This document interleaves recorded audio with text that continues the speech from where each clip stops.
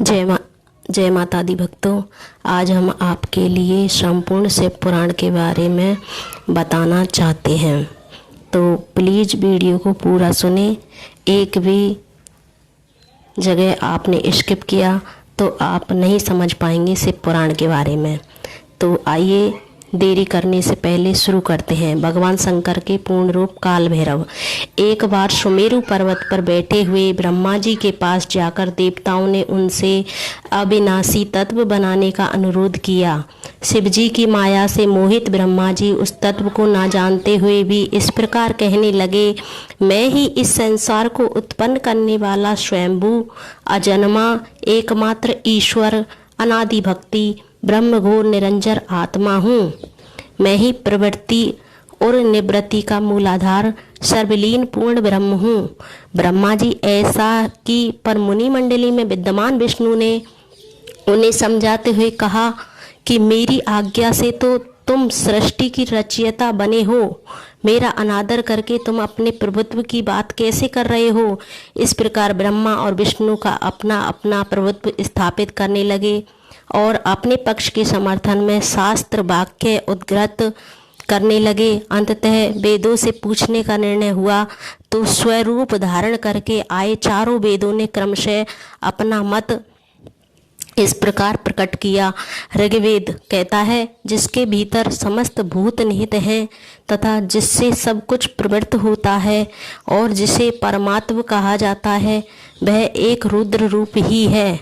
यजुर्वेद, जिसके द्वारा हम वेद भी प्रमाणित होते हैं तथा जो ईश्वर के संपूर्ण यज्ञों तथा योगों से भजन किया जाता है, सबका दृष्टा वह एक शिव ही है। सामवेद, जो समस्त संसारी जनों को भरमाता है, जिसे योगी जन ढूंढते हैं और जिसकी भांति से सारा संसार प्रकाशित होता है, वे एक त्र्यंबक शिव जी ही हैं।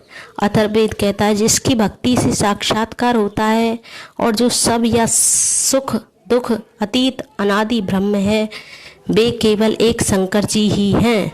विष्णु ने वेदों के इस कथन को प्रताप बताते हुए नित्य सेवा से रमण करने वाले दिगंबर पीतवर्ण धूली दूसरित प्रेमनाथ कुबेटाधारी सर्वा बेष्टित ब्रपन बाही निशंग शिवजी को परब्रह्म मानने से इनकार कर दिया। ब्रह्मा विष्णु विवाद को सुनकर ओमकार ने शिवजी की ज्योति नित्य और सनातन परब्रह्म बताया, परंतु फिर भी शिव माया से मोहित ब्रह्मा विष्णु की बुद्धि नहीं बदली। उस समय उन दोनों के मध्य आदि अंत रहित एक ऐसी विशाल ज्योति प्रकट हुई कि उससे ब्रह्म का पंचम सिर जलने लगा। इतने में त्रिशूलधारी नील लोहित शिव वहां प्रकट हुए तो अज्ञानता बस ब्रह्मा उन्हें अपना पुत्र समझकर अपनी शरण में आने को कहने लगे। ब्रह्मा की संपूर्ण बातें सुनकर शिवजी अत्यंत क्रुद्ध हुए और उन्होंने तत्काल भैरव को प्रकट कर उससे ब्रह्मा पर शासन करने का आदेश दिया। आज्ञा का पालन करते हुए भैरव ने अपनी बाईं उंगली के नखाग्र से ब्रह्मा जी का पंचम सिर काट डाला। भयभीत ब्रह्मा शतरुद्री का पाठ करते हुए शिवजी के शरण हुए। ब्रह्मा और विष्णु दोनों को सत्य की प्रतीति हो गई और वे दोनों शिवजी की महिमा का गान करने लगे। यह देखकर शिवजी शांत हुए और उन दोनों को अभयदान दिया। इसके उपरांत शिवजी ने उसके भीषण होने के कारण भैरव और काल को भी भयभीत करने वाला होने के कारण काल भैरव तथा भक्तों को पापों को तत्काल नष्ट करने वाला, यानी कि भक्तों के पापों को तत्काल नष्ट करने वाले होने के कारण पाप भक्षक नाम देकर उसे काशीपुरी का अधिपति बना दिया। फिर कहा कि भैरव, तुम इन ब्रह्मा विष्णु को मानते हुए ब्रह्मा के कपाल को धारण करके इसी के आश्रय से भिक्षावृत्ति करते हुए वाराणसी में चले जाओ। वहाँ उस नगरी के प्रभाव से तुम ब्रह्म हत्या के पाप से मुक्त हो जाओगे। शिवजी की आज्ञा से भैरव जी हाथ में कपाल लेकर ज्यों ही काशी की ओर चले, ब्रह्म हत्या उनके पीछे पीछे हो चली।